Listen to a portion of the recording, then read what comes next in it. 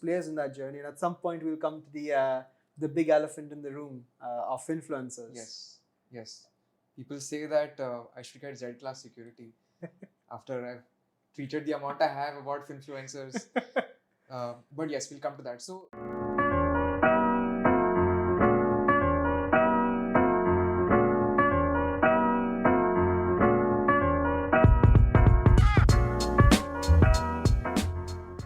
welcome to the 19th episode of the Indian Market Story. We're delighted to be joined by Mr. Neil Borate, the Deputy Editor of the Mint and the Head of Personal Finance of the Mint as well.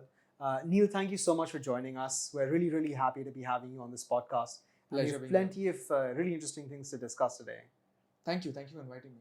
Not at all. So, as part of this podcast, we love to tell the story of, where India's going and, where we've been. And the really interesting thing that I wanted to talk about today is the rise of 100 million Demat accounts. Over the pandemic and even a little bit before, the level of retail participation we've seen in financial markets has been unprecedented. And as a journalist, I'm sure you have great insight into how that journey's been and the various players in that journey. And at some point, we'll come to the big elephant in the room of Finfluencers. Yes. People say that I should get Z-class security after I've tweeted the amount I have about Finfluencers. But yes, we'll come to that. So on the broad shift, it took us all by surprise. Mm-hmm. I honestly never expected the kind of interest and surge that happened in equity investing. I mean, if you think about our own parents and their journeys, at least with my parents, they're doctors, never much interested in stock markets, investing, etc. Their entire savings were in real estate. And that's a really fun story by itself because it tells you the perils of real estate investing. Yeah. But, all that has changed with millennials and with Gen Z, and fantastic thing. There's no two ways about it. Yeah. So I think one thing that strikes me as having been critical to this sort of explosion of retail interest is the ease with which people can now interact with the financial markets. The rise of discount brokers and people like Zerodha, 5paisa, Grow, Upstocks, and really many more have made it so easy to open a Demat account and so cheap. And another thing that sort of seems to have helped out is there's a lot of information asymmetry that used to exist in the 90s that seems to have maybe gone away, because maybe in the 90s a lot of the information was only with the newspapers, but now you can find company results online, you can do a lot more than what you used to. So as somebody that's in the media, how has your role within this ecosystem changed? How has the media evolved, particularly financial media? Yeah, you're absolutely right. If you think back 10, 20 years ago, financial media, including markets media, was access driven. Access was the USP, and your ability to talk to people who had information. Now the information is fully democratized. That cannot be the USP. That cannot be your moat. Your moat now has to be analysis. Your moat has to be communication, where you explain things to people and grow your audience that way. So, and I think at the Mint, you've done a really great job of that, and I think you've gone in a lot of depth in explaining a lot of financial products and the way people are investing money and how people should be investing their money. So maybe let's talk about, some of the players in this ecosystem. Maybe you can start with the regulated financial institutions. I'd say RIAs, research analysts for people that don't know, registered investment advisors, brokers, and mutual fund distributors. Because as someone that's within that ecosystem, it seems like we're under a lot of regulation, particularly over the last several years. So how have we got to this point? What's led us here? Yeah.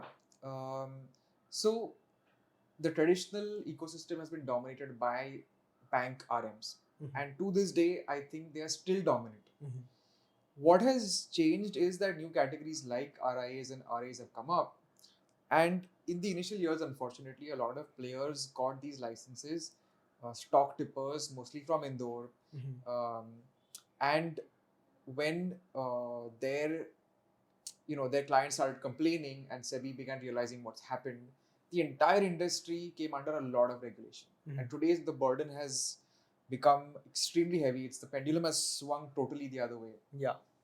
So I think four specific pieces of regulation most recently that have really struck me is, I think now RAs, RIAs, and stockbrokers all have to deal with an extremely stringent code on advertising.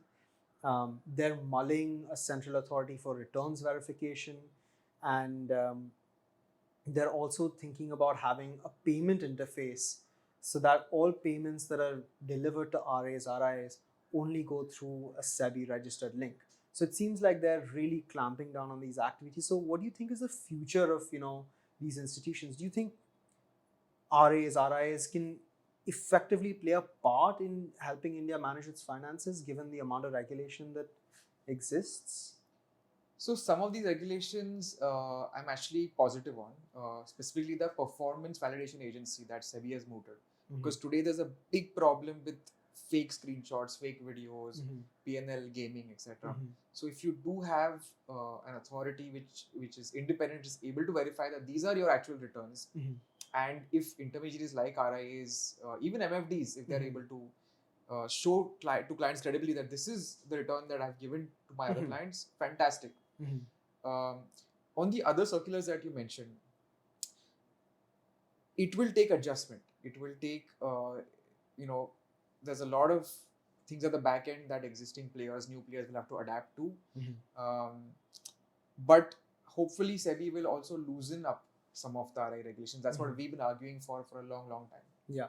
But so one interesting thing, particularly about the advertising code, is it's extremely stringent. And one would suspect that the performance validation agency would be similarly stringent. And props to SEBI, right? Like they do things to protect the investor, and okay, they may be a bit, heavy-handed, but on the balance of cost and benefit.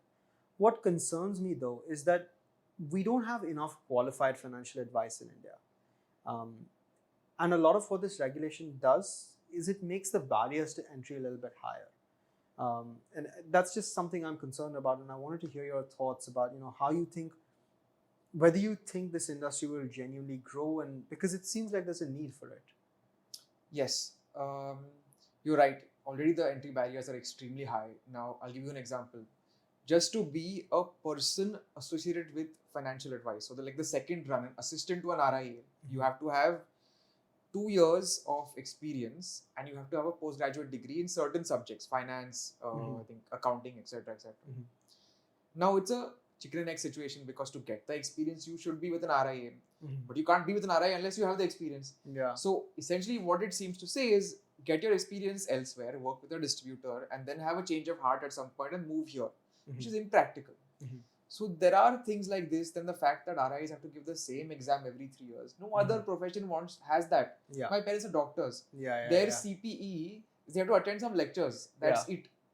Here, they have to give the same exam every 3 years. So imagine somebody who's built a practice over 15, 20 years, one bad exam day and suddenly they can't do their business anymore.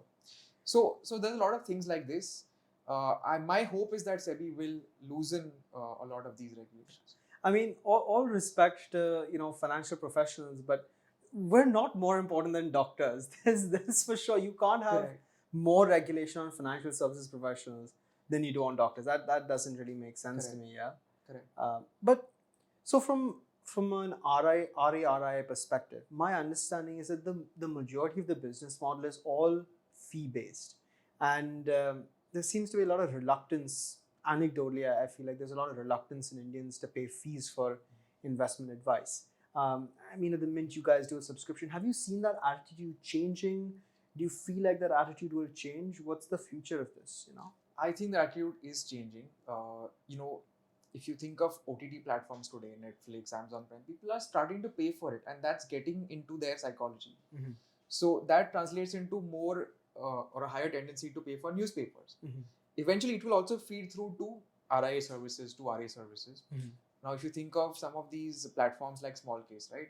They started subscriptions for many of these services. So it is slowly happening, but it will obviously take quite some time. Yeah, I can see that. I can definitely see that. So on one side of the equation, you have these fee-based platforms, RAs, RIAs, or whatever it might be. And on the other side, you have transaction-based business models like brokers and MFDs. Now, brokers, I mean, it's a conversation I think we'll have in a minute, but what's the MFD business model? And to be honest, I know nothing about, the kind of regulatory environment they operate in and, the future for them is like. So maybe I'd love if you could shed some light on that. It is extremely loose. There are very few regulations on MFDs. But I would classify MFDs into two subcategories. One is bank relationship managers, RMs, and this is where the most of the problem is today, because they have targets. They end up generally selling products which have the most commission, and they have quick turnover. One RM is in one bank for a couple of years, moves to the next bank. It's a couple of years is an overstatement nowadays. Yeah. They move so quickly. Our HDFC RM is gone every 3 months. Correct. So there is no incentive to build a long-term relationship with your customer, and that's harmful for the customer and for you as a distributor. On the other hand, there are independent MFDs who have invested their time and effort to build these relationships, who have served their customers well. You don't always need regulations to build a good business. Sometimes people are just on their own, very, very principled. But despite this body of good MFDs, very much being in place, in the long term, within the commission model, there's an inherent incentive to recommend higher commission products to some degree, and therefore the future has to be investment advisory rather than commissions. Definitely. I think you did a story at some point around who was paying commissions and where the commissions were being paid, and it seems like there was a lot of conflict of interest, right, between banks and their own AMCs or something of the sort, if I'm not mistaken. Yes, absolutely right. So when I make a statement that banks tend to recommend the highest commission products, we all know it anecdotally, but how do you prove it with the data? So thankfully, banks are required to disclose from which AMC they're getting their commissions, and mutual funds are required to disclose which distributors they're paying those commissions to. So all you have to do is compare the two lists, right? And that is what we did. And in many cases, more than 90% of a bank's commission is coming from the sister AMC, and sister AMC is paying 90% commission to that same group's bank. Clearly, it's not unbiased. Yeah, there's a little golden handshake at the back that's going on. It seems correct. Yeah, but I mean, I guess looking into the future, do you think the AMFI or SEBI or anybody's going to get involved? Because one thing I've heard of is standardized commissions and standardized commission payouts. Is that likely to happen? So actually, a lot of progress has happened even on the commissions front over many years, right? From the abolition of upfront commissions in 2009 all the way to SEBI saying that, abolition of entry loads in 2009, and then upfront commissions went, if I remember correctly, in 2018, to the current TER proposals, which further envisage cuts to TERs and therefore commissions. Sorry, I'm going to ask a couple of questions here because I'm not sure.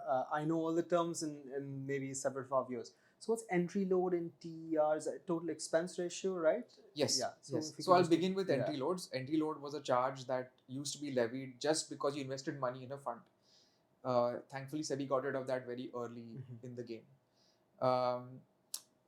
Now TER, so the way commissions are paid out is that a fraction of a mutual fund's expense ratio is paid to distributors.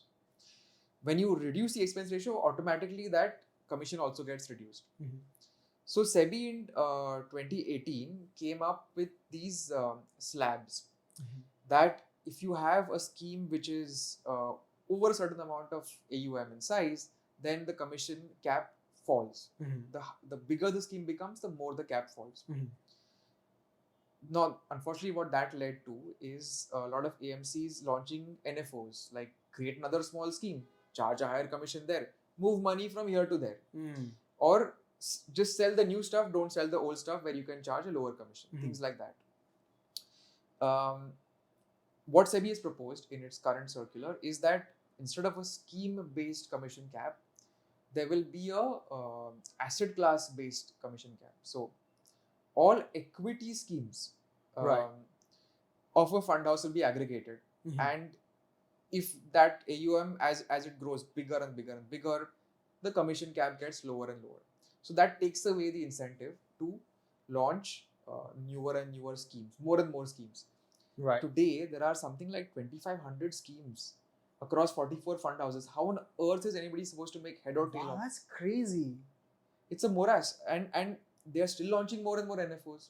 But it's, I mean, it seems like at least at an aggregate level, it seems like, you know, investors are really lapping up these new offerings and creating new SIPs en masse.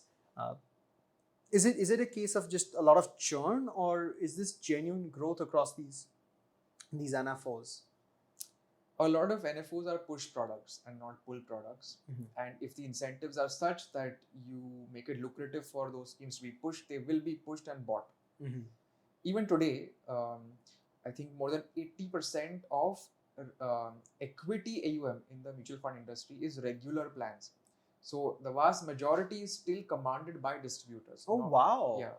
That's interesting. I did not know that at all. Because my next question was going to be whether direct plans are going to disrupt this regular plans, because a person can very well just go, okay, you've recommended this fund to me, but I may as well go direct and enjoy a lower cost. It doesn't seem to be happening. It is not in the equity side. I think one big reason for this is that people have or accumulate savings as they grow older. So today's pools of equity savings are largely with people in their 40s and 50s and 60s who are used to the old-fashioned distributor model. Over time, this will flip, but not yet. Right. Well, that's very interesting. I didn't realize that, you know, regular plans are still such a large component of the overall pie. So this is equity. Debt is a different story, because in debt there's a lot of corporate treasuries that come in and they're very clear about cutting costs. Yeah. No, I mean, that's a really interesting segue, because one of the things that I've been looking at for a long time and I want to get your perspective on is the debt market. And I'll maybe set some context, because if you look at emerging economies or developed economies or even comparable, semi-comparable economies across the globe, the ratio of the equity markets to the debt markets, always the debt markets are bigger in terms of turnover, in terms of volume, in terms of participation. India seems to be an odd case, so that's not really how it works. Equity markets are much bigger than debt markets. And I'm sure there's some historical reason for this, but how have we got here, and is this where the regulator wants us to be, or do we expect to see some changes? Yeah, so I think that is true for the retail side, the individual side. And because stocks are slightly easier to understand, because stocks have been in a long-term bull market in India and people look at past returns and get really excited. So if you try to buy a bond from a broker today, from India's largest brokers, you'll find it extremely difficult. They have not invested the time and the resources in making that smooth.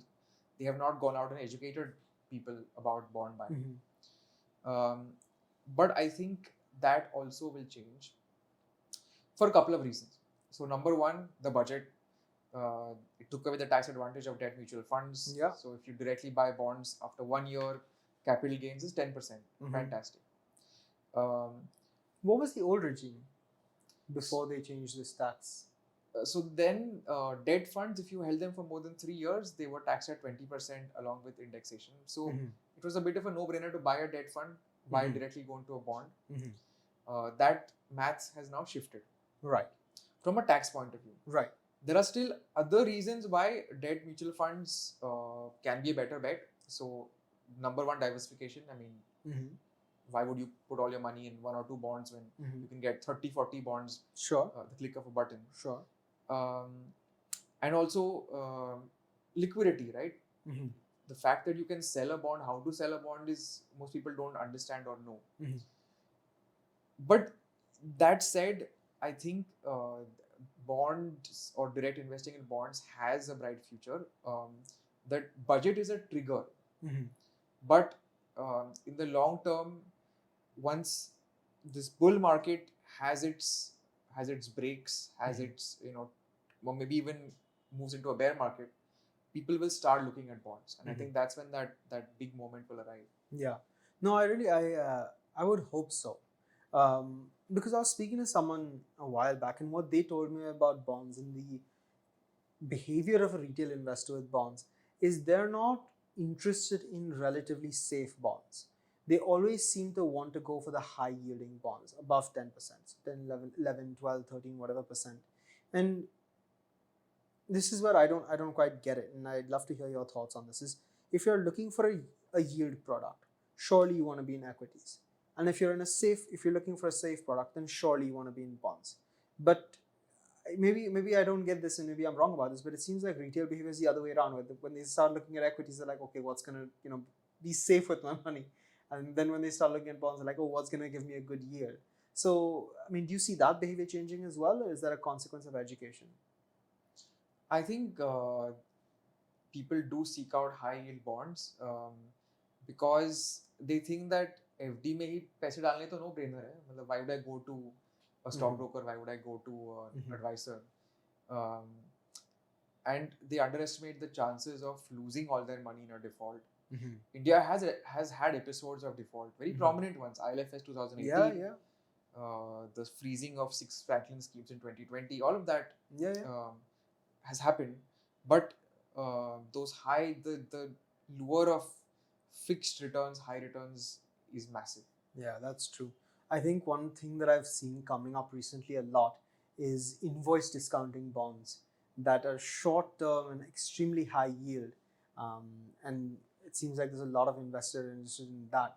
So I don't know what the background to that is. Maybe there's some regulatory push, or that's just a pull effect from people wanting high yield bonds.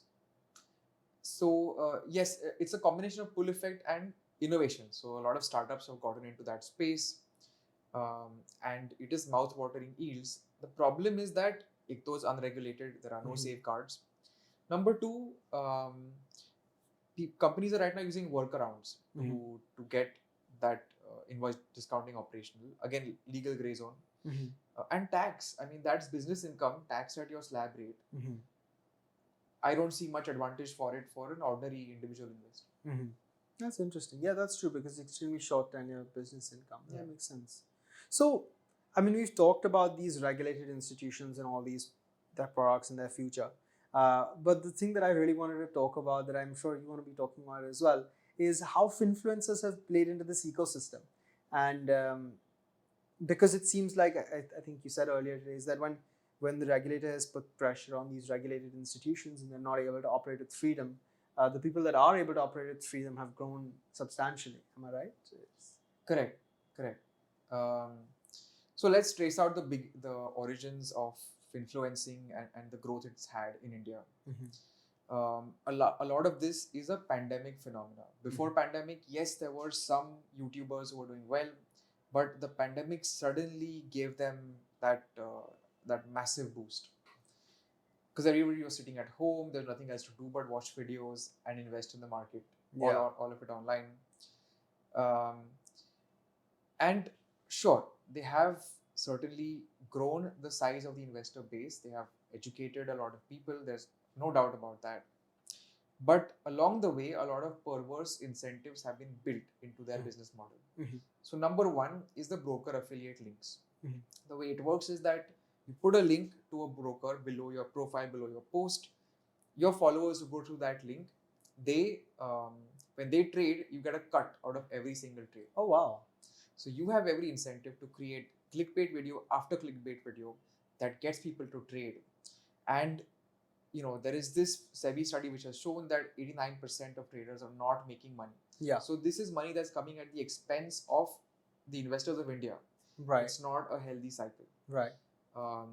The other problem is that a lot of them don't disclose that they have been paid for making videos. And nobody's checking this. So there is a body called the Advertising Standards Council of India, or ASCI. They are supposed to check this, but they are not a government body. They're a sort of industry body. So they have no power to issue any penalties against anyone. We looked at the orders that ASCI has passed. So ASCI actually goes and investigates some of the Finfluencers and passes orders all on their website. But that's it. They pass an order and there's no penalty. So nobody's checking whether these guys are disclosing whether a particular video is sponsored or not. Now, of course, some of them are principled and they do disclose. But unless there is some regulation in place, there's nothing stopping the system from being misused. So there's no question of going after the digital platforms that are doing this. Like, for example, YouTube is a platform where a lot of these influencers produce these videos. There's no question of, holding the digital platforms to account to say, okay, somebody's advertising through your platform according to the various laws and regulations you operate under. They must disclose that this is an advertisement, but they're not. I mean, are the platforms doing anything about it? Should the government make the platforms do anything about it? Do they have a role to play here? In the longer term, I think yes, but this will need action not from SEBI, whose jurisdiction is restricted to finance, but from the government of India, because there are not just finance influencers, there are also health influencers who spread all kinds of misinformation around health. There are people talking about Bollywood, about all kinds of sports, all kinds of things. Yeah. So it would need concerted action from the government at a macro level. No, that's true. And I think that's a long journey of content moderation. And it's complicated because we are a democracy at the end of the day. We have freedom of speech. What is there to stop, some politician or somebody from using that power to stop somebody criticizing them? So that's absolutely true. Very careful about the use of these powers. Yeah, absolutely true. I think maybe we need to find a way to keep our digital platforms free and fair, but also not misleading. Yeah. So is the influencers, they're presumably behind the rise of this FNO trading because they're getting a cut of the FNO trades, yes. right? Do you see any action, or is the SEBI doing anything about this thing? Because I think, as we spoke before, 90 to 95% of all traders lose money in FNO trading. Yeah. So in fact, SEBI is on the right path. They have proposed in their consultation paper that came out very recently that they would cut off the regulated entities from the Finfluencers.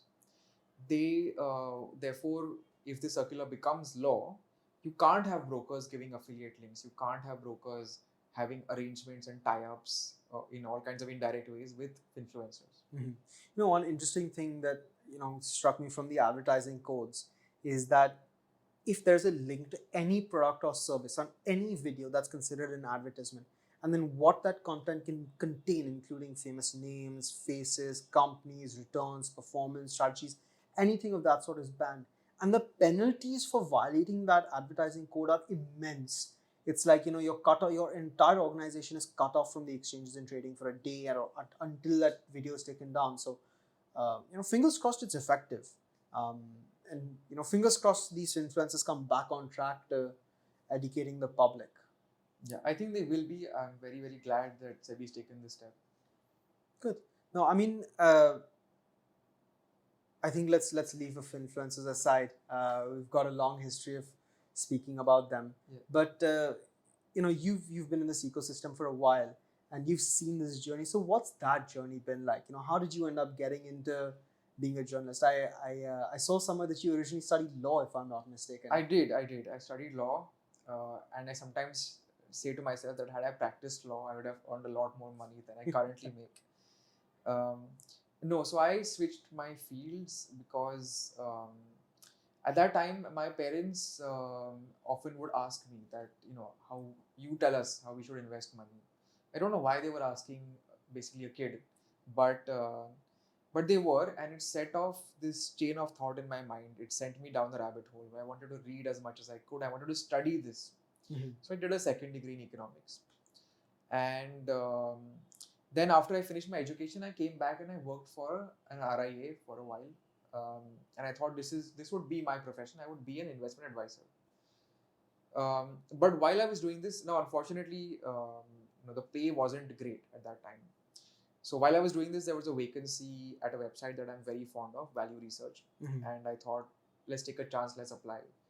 And to my surprise, they gave me a call and they liked my work and they hired me. Mm-hmm. And that was the biggest break that I've got in my career so far, because Dhirendra Kumar, the founder of Value Research, it's a small company and people in editorial, he supervises directly. Mm-hmm. So I had the privilege of working for somebody who had already spent, 20, 25 years in the mutual fund industry talking about investing. So I spent almost 2 years in Value Research. So sorry, just a quick question. What exactly is Value Research? Unfortunately, I'm not aware. So what do they do and what is the editorial team in Value Research? Sure. So value research is most well known for its star ratings. It Mhm. assigns star ratings to mutual fund schemes, and a lot of investors pick schemes based on those star ratings. Um, but it is a lot more than just that. They provide detailed reports on mutual funds. There are two magazines that they publish. So one is called Mutual Fund Insight, the other is called Wealth Insight. Wealth Insight is about stocks, Mutual Fund Insight is about mutual funds. Um, so, to put it in a nutshell, they are a mutual fund research company. Mhm. And the editorial team there essentially works with the analysts to produce good report, produce good research. Got you. Okay, so you had a lovely break where you got into the editorial team of Value Research, and from there, how did you end up with the Mint? Again, lots of twists and turns. So in between, I was working at a fintech, and my former boss at Mint used to follow me on Twitter, and I was quite outspoken on Twitter. I still am. So one day she just messaged me saying that, "Do you want to come and join Mint?" And that was a dream for me. So I jumped at it, and now it's been 4.5 years. Wow, man, what an amazing story of. Well, I think that's life, and you get some lucky breaks and keep cracking at things, and things end up working out for you. Yeah. That's a really, really lovely story. So, apart from being a journalist, you're also an author. I think one of your greatest books has been about Mr. Rakesh Jhunjhunwala. What inspired you to write about him? So two reasons. The deeper reason is that he epitomizes the Indian investor's dream. Like if you were to close your eyes and think about one person who symbolizes success in investing in India, it's him. The more practical reason was that when Rakesh passed away, there was a surge of interest in him, and we felt this is the right time to write this book.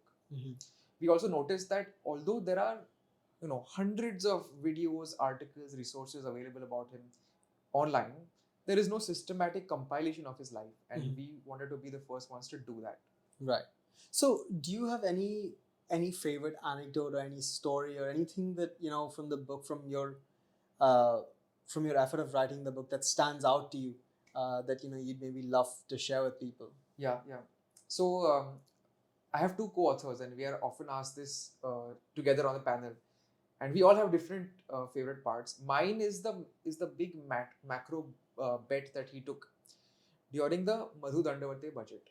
So basically, VP Singh had come to power, and Madhu was the finance minister, a socialist, and there was a market consensus that the budget would be anti-market and the stock market would tank.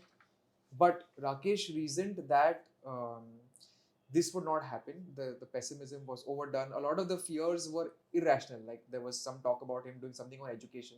Now Rakesh argued this is a state subject. There's no way that Mr. Dandavati could alter that.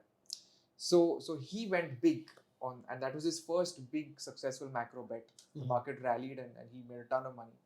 That's one of my favorites. Wow, that's a really interesting story. Contrarian thinking pays off. Yeah. So, apart from this, the book on Mr. Jhunjhunwala, where are you going next? What's the next piece of literature we can expect from you? So me and some co-authors, we are working on a book on one of India's most famous value investors, and I guess I'll share more once that book. All right. Well, we'll be watching this space. We really want to be sure that we get that as soon as it comes out. Absolutely. Right. So, I mean, I don't have very much more in terms of pre-prepared questions, but I do want to hear your thoughts on where you think the Indian market will evolve. Particularly whether you think the retail investor base will continue to grow, because I think we're at 100 million Demat accounts, and only about 30 million or so are above 2 lakhs. Sorry, above 50,000. And that roughly matches, the number of taxpayers in the country. Do you think there's still growth left? Do you think we will be able to bring more people into the market ecosystem? Should we? So I want to talk about two game-changing proposals that are happening as we speak. So one is account aggregator. Now, account aggregator is a system where your wealth manager can access all of your mutual funds, your stocks, your NPS, your insurance policies, everything in one place, and can deliver good advice based on your full portfolio. Today, you have to sit collecting all that. You might not even know where half of your money is. So So this will dramatically transform wealth management as we know it. Of course, there are some niggles in place, and I'm interested to hear your views on that also. But I think account aggregator is the big game changer in the room. The second one is a SEBI proposal on real estate investment trusts or REITs.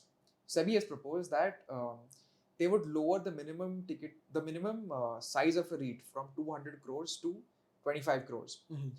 What this does is it enables investors to take specific bets, specific investments on specific properties. Today, when you invest in a REIT, you get access to many properties that they hold across the country, which is great. That's diversified. But there could be people who have done their research on a particular piece of real estate, and as Indians, we are very into real estate. So that will not only enable that fractional investing to happen from the investor side, but it will also allow people whose money is locked away in real estate, for whom it's a clunky thing that either you sell the entire house or you can't sell 1/4 of a house. That unlocking can happen. So very excited about the REITs circular. Another part of it is that so it's called the SME REIT circular, small, medium, and micro REITs. Yeah, another facet of it is that currently REITs can only invest in commercial property. With this circular, they can also invest in residential. There is no commercial qualification. Again, a lot of value unlocking for all of us in India. Yeah. So that's my other big sector of excitement. No, that's both those. I mean, so I'm just not something we've ever spoken about in this podcast, but I'm very closely involved with the account aggregator ecosystem. We are considering becoming an FIU over here and building something, and hopefully we'll put it out to our users soon. And I guess we'll talk about that in a second. But I want to maybe just talk about this REITs thing for a second. So my one concern that's often pulled out with REITs, because I think there's only 4 listed in India, is that their returns are really terrible. They're below even GSECs in some cases. And that's because like rental yields in India are terrible. Like the average rental yield for a property in India is 2.5%, residential at least. That I know from anecdotal experience, which makes the overall yield on any property look pretty poor. I don't know whether that, when I consider that as an investment product, it's maybe not the best. So do you think this would change that, or what's your view with that? So I agree with you on the residential part. Residential yields are very low, 2%-ish.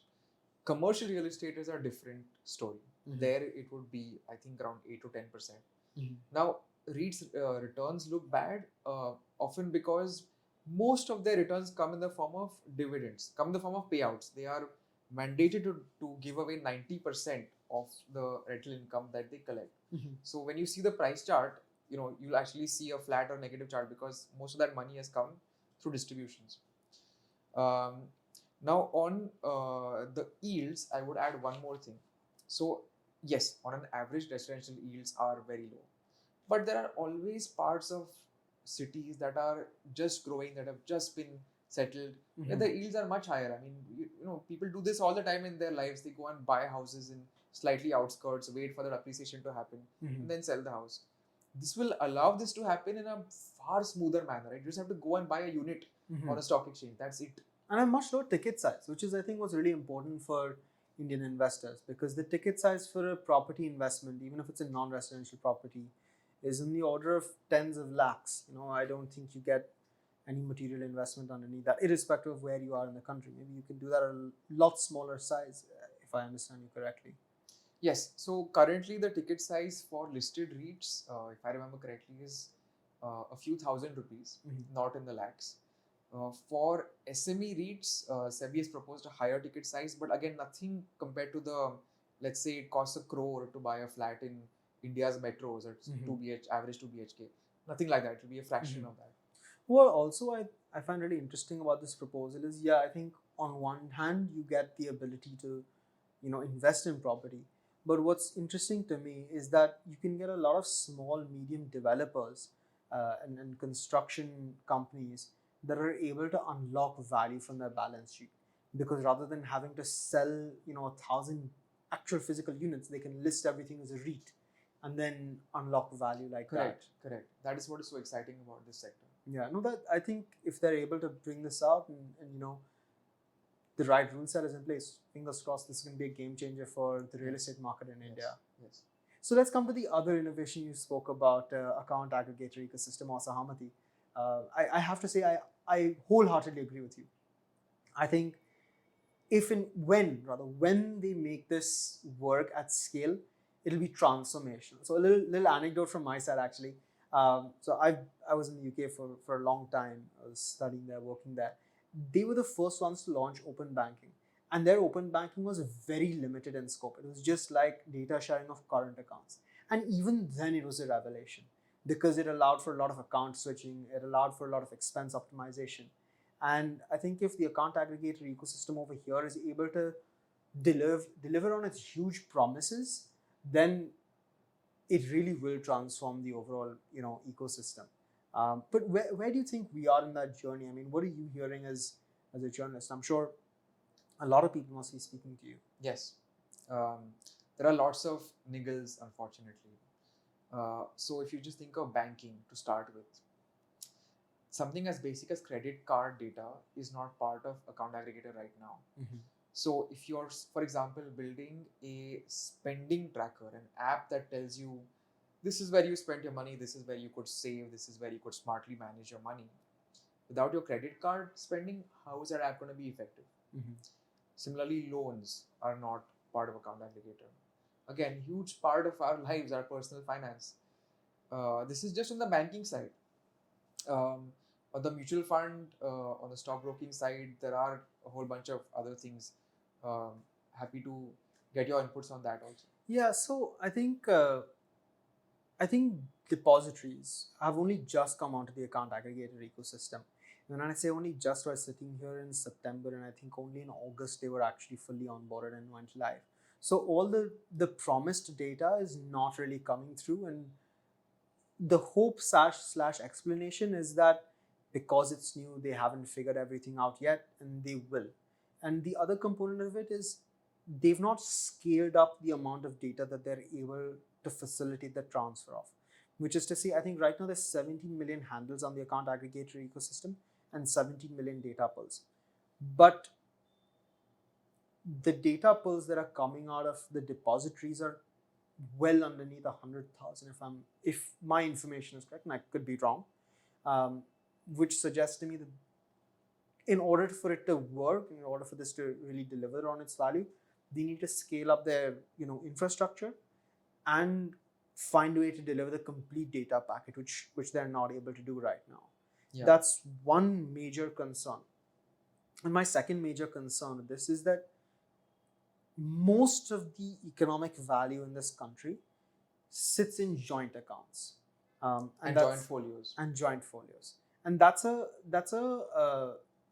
a cultural thing, because we want, in the event of someone's demise, we want our loved ones to have access to that. And it also helps to clarify inheritance issues, which happens a lot in India. But that data is not available on the account aggregator ecosystem. So if you're advising someone and you're not really able to get a complete picture of their data, you may as well have nothing. Yeah. Just do this thought exercise that if you're able to collect somebody's entire financial information in one app and just put a simple instruction that if there is no activity in this person's account, then all of this information has to go to a designated person who this person has said is my nominee, is my heir. Mm-hmm. It will solve the biggest pain point in personal finance today, which is that people pass away without telling their families where their assets are. The families spend a humongous amount of time trying to figure this out. Just getting the information, forget the nomination part, forget the transmission part. Yeah. This is what account aggregator can solve massively. And Oh yeah, that's true. I hadn't thought of that at all, honestly. I had not considered that use case, but I thank you for bringing it up. That's a massive issue for people. After someone's demise, they don't know where the money lies. Yeah. So and even if they're on the account, they don't know where the money lies. Correct. So that's interesting. But one question I wanted to ask you, the account aggregator ecosystem, and again, I'm hearing something is that a lot of the players within the ecosystem are not happy with how it's played out for them, particularly the banks, and they're purposefully. I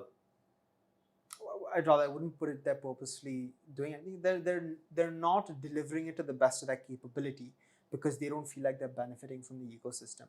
So, how true is that? Where do you think that's going to go? Do you think that's a solvable problem even? Yeah, so this is something I've heard a lot actually, because banks don't have that much to gain. They already have that data sitting with them. They don't have that much to gain by sharing it, and so they're dragging their feet. This is a problem. I think the regulator, RBI, needs to crack down heavily and make sure that banks do share information in a standardized manner and timely. Because I think we spoke earlier about how bank RMs are distributing their own bank products. If you start sharing that information around, I don't think they'd have the same ability to do that. Great. That strong information advantage that they have, the unfair information advantage that they have, that goes away if you share the data. Yeah. No, I really do hope that they figure this out, because I think if and when they do, it'll be an absolute game changer for this country. Yeah. I guess any closing thoughts on where you think the financial markets of this country are going to go, and maybe we can talk about the trajectory of influencers and what that's going to look like. Maybe where we'll be in 3-5 years from now. So I'll say where I think it should go, and I hope SEBI listens, and I hope some of those regulations change. I think the burden on the regulated part of finance has to be lessened. There's too many rules on RIAs. Thank you. Thank you. No, this is then the numbers, right? 1,300 RIAs serving 140 crore people. How is this going to work? It doesn't. It just doesn't. And there's no incentive for new RIAs to come on board. Yeah. So that burden has to be lifted. On the other hand, there are no rules on influencers right now. Now, SEBI cannot directly regulate them. There are freedom of speech issues, etc. involved. But SEBI is on the right path when it says that we will cut off the money, we will stop the funding. Fantastic. I hope that happens. It will go a long way towards fixing the system. I want to challenge that thought a little bit from a little bit of experience. I don't think that they'll be able to cut off the money, however you dice this, because this is not a case, in my opinion, of the fact that the Finfluencers need the regulated financial ecosystem. I think it's the other way around, because the Finfluencers own the customers. They own that customer attention. So if they can't monetize one way, they'll find another way to monetize. And one would hope that their incentives stay aligned. And we, over here at Paisasman, we want to be 100% certain that our incentives are aligned to our viewers and our customers. But that's not always the case. I think we've seen with some of the more nefarious practices in the pumps and dumps and the cryptos and the like. So you're right. And I think one solution to this could be that come up with a set of conditionalities. Allow regulated entities to fund any kind of content creator, whether it's organized media, whether it's a Finfluencer, whether it's a guy doing YouTube videos, whatever it is, provided that person signs up to a certain set of rules.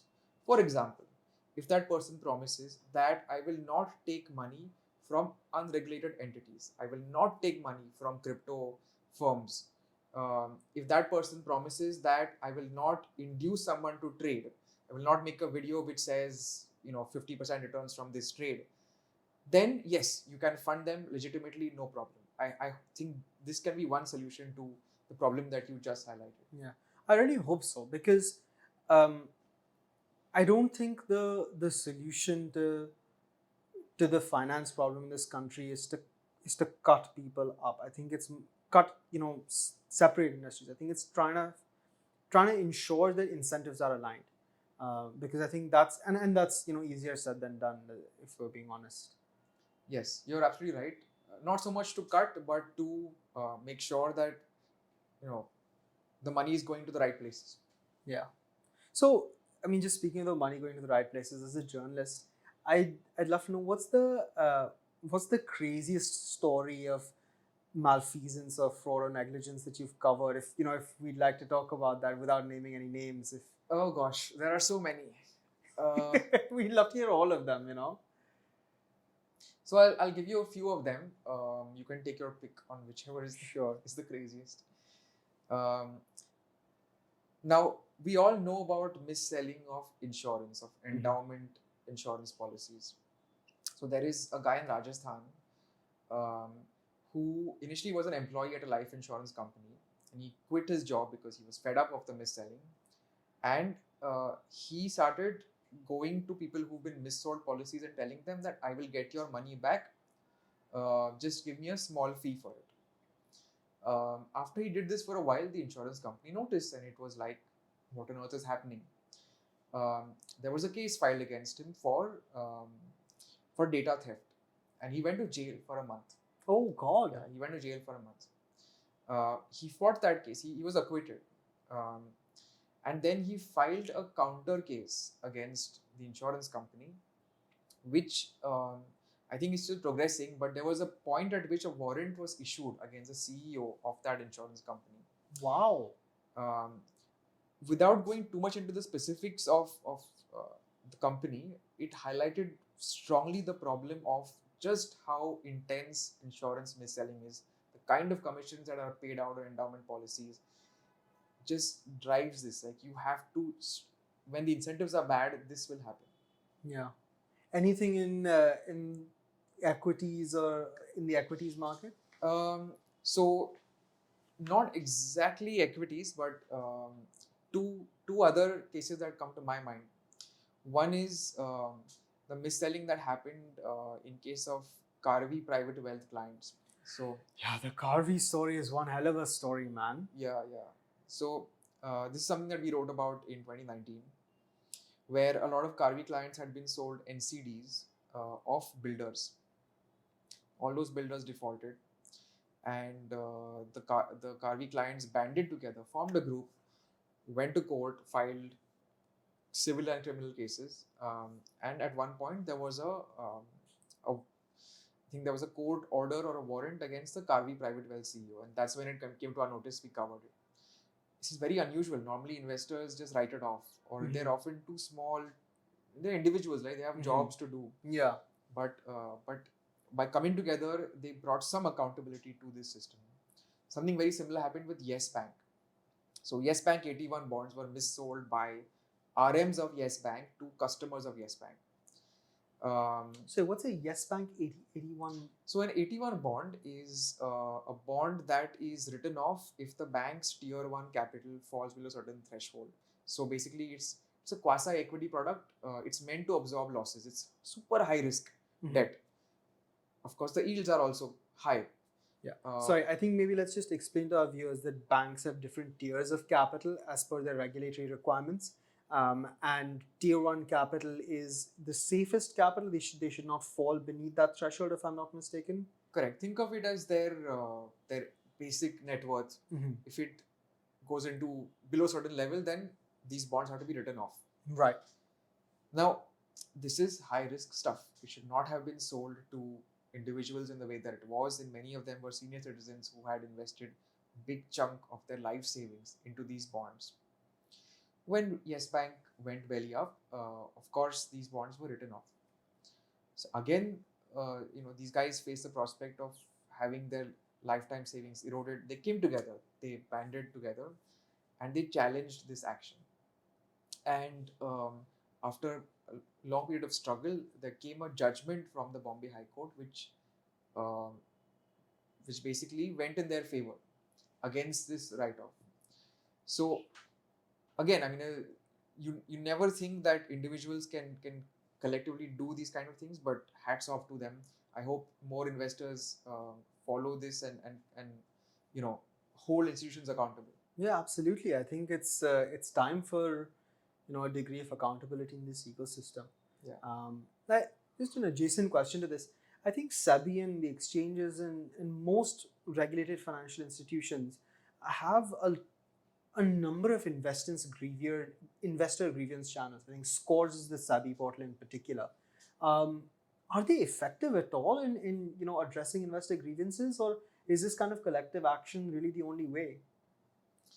In many cases, with scores, it takes a long time. And so, the Association of Registered Investment Advisors in India, ARIA, put out a study on SEBI orders against investment advisors, unregistered and registered.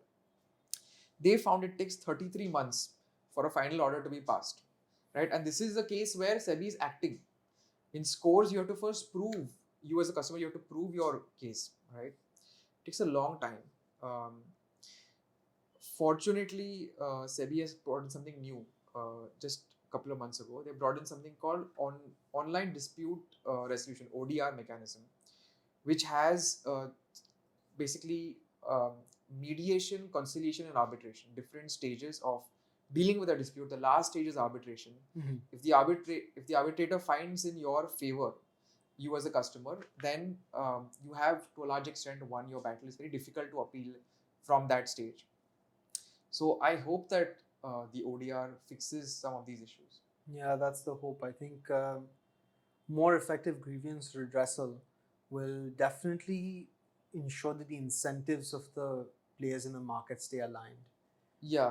Although I would say that grievance comes at the end after the damage is done.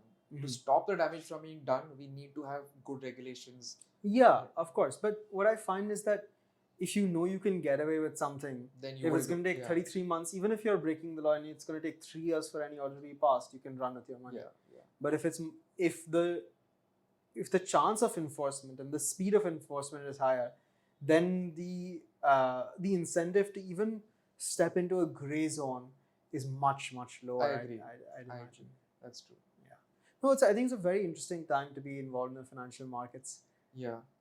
So, as an average investor, as an amateur investor, somebody that's maybe sitting with a little bit of money, how would you start managing and growing your wealth? What would you recommend people do? What products or channels or whatever you think people should access? How would you grow your wealth, I guess, is the question. Yeah. So I would say a couple of things. One is that earlier they start, the better. It is a cliche, but it is extremely true. Just 5 years, there have been study after study showing that just a 5 or 10 year delay suddenly makes difference of crores to your end corpus. The second is that equity does beautifully over the long term. The compounding power is immense. You don't have to make it too complicated. You don't have to figure out which fund manager is going to beat the market by 3, 4, 5%. You don't have to figure out which star trader, which PMS manager is doing it. Historic returns on just the index have been in the order of around 12%. Yeah. I don't know if we can extrapolate this into the future, but even if they are somewhere within this region, even a standard index fund will do most people well. They'll be able to build their wealth. So just an addendum. So because we did a little bit of research into this, is if you expect the Indian economy at a real GDP level to grow at 6.5-7% over the next decade, which I think is a reasonable expectation given our past performance, and inflation stays at the RBI's 4% target range, you're already at 11%. Correct. And you assume that there is some value creation, capital accumulation, even if the index is removing the underperformers, adding outperformers, you safely expect the index to generate 12 to 15% within that range, God willing, and if things break the right way for us. I fully agree. And the third thing I would say is that there is a tremendous hidden power to the NPS, to the National Pension System. A lot of people think that, my money is locked away till the age of 60. Why should I bother with it? But trust me, retirement is a difficult time. Financially, your income has come to an end. You need a good corpus.